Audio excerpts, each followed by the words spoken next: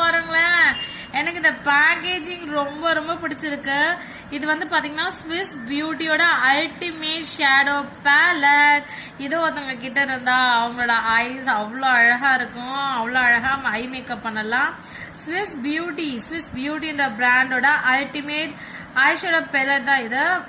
ஓகேங்களா, ரொம்ப ரொம்ப வண்டர்ஃபுல்லா இருக்கு. இதோட கோட் வந்து பாத்தீங்கன்னா 9 colour eye shadow ballot. Wow, சூப்பரா இருக்கு பாருங்க. இதுல என்ன சொல்றாங்கன்னா ஸ்விஸ் பியூட்டி அல்டிமேட்